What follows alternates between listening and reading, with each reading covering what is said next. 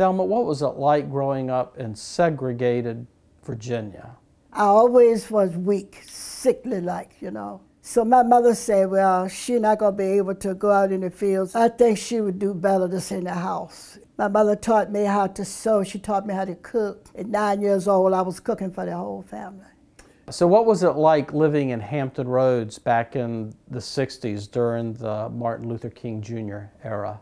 I knew that he was trying to help the people, you know, from his ministry and trying to get the civil rights going, and that everybody would have an opportunity, you know, to go to school, get an education, or get a job, to live where they were able to live.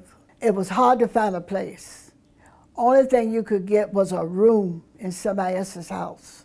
Mostly the black people lived in the projects. They did not build houses, you know, for the black people. My husband and I, we experienced this when we came to Norfolk. He had a job working on the railroad. It was not on the railroad per se, but it was on a tugboat. The captain said to him one day, he's going to retire, but I hope you don't think you're going to get this job, because we never had a black man to be the captain of this boat.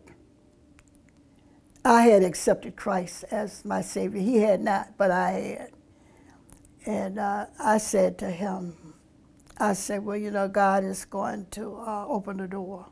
How did you end up at Tab Church? Pastor Drew was a close friend to Pastor Garrett. Pastor Garrett was sharing with Pastor Drew that no black people came to Tab Church. They went out to try to get some black people to come to hear this black minister, but nobody came. Pastor Drew told Pastor Garrett, say, well, I have a family that's in my church that would be an ideal family to integrate the church with. So what was it like being the first or the only black person at Tab Church? I told him, I said, we're going to take the last seat in the church, the back of the church, and when the service is over, we're going to leave. So when we get to Tabernacle Church, Pastor Garrett invited us to come up front. Well, that next Sunday, when we went to church, we went through the way we said we were going to do, sit on the back seat. And when the service was over, it was 7 families that invited us to dinner. I never experienced anything among any of the people to make me think that they didn't love me.